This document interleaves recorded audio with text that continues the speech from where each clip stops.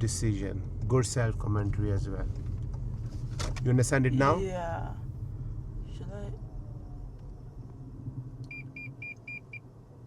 What do you think you're trying to do over here? No, I don't know, because I thought that he was gonna come. Okay, and where you think, have you left enough space for him? No, I should have stopped before. Correct. Right.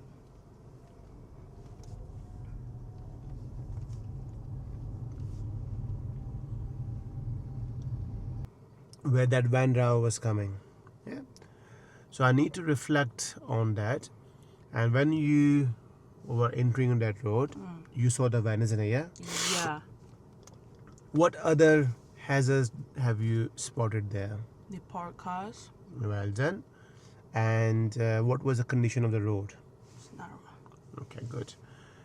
So you did the right thing. So what we call that a meeting. So van was coming, called a meeting.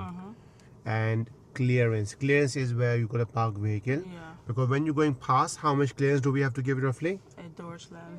If we're going faster, if we're going slower, 10 miles or less, then we can do. Half door slam. Okay. Did you plan all that? Yeah. I did that, yeah, but Okay. it's just that I didn't think of stopping before the car that stopped next to it. Oh yes. No. So you were thinking correctly. So two things happened there. Did my car beeped? Yeah. Beep beep beep. Yeah. Why is that? Was I too close to the car? Yeah. Okay. So now reflect back. And if that situation happened again, you ask yourself, so you went, there was a car here, you went side by side, but there was a big gap over here. Could we have stopped one car length here and allow the van to come rather than stopping? Because when we stop side by side, There's two no things. space for the Number parked one, car. you went too close to the parked vehicle, but there was also a vehicle on your. Right. Yeah.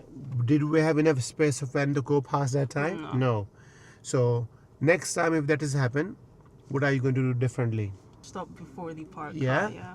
Stop before the park car, or if the van is quite further away, you can use other gaps. I call this, I mean, this is not officially, this is my way of explaining, you frog jump. So you can jump and use the other gap if you feel it's safer to do. If it's not safer, then hold back over there. Okay. But getting too close to the parked vehicle, what is the risk you have taken that time? If someone was in the car opening the door, Yes. Any other risk can you think of? don't know. If you keep driving that closer, what other risk maybe? Break your mirror. Yeah. Or What, scratch the car. what or if any something. children comes out in between the cars and driving too close? Do we have enough time to react? No. Now, this is extreme version of explaining, but I always explain to my clients, and this is true, you need to understand that. So what if this is a parked car and you're too close, and the same movement is quite warm today, and a lot of cars, they get warm up and they get fire. Now, if you're driving this car and all of a sudden the car stopped and then catches a fire, I'm quite a fat guy, so you're going to be able to go out from there. Would I able to? No. So how I'm going to go out? Because look at, you see the modern cars, you have got this big thing in the middle there.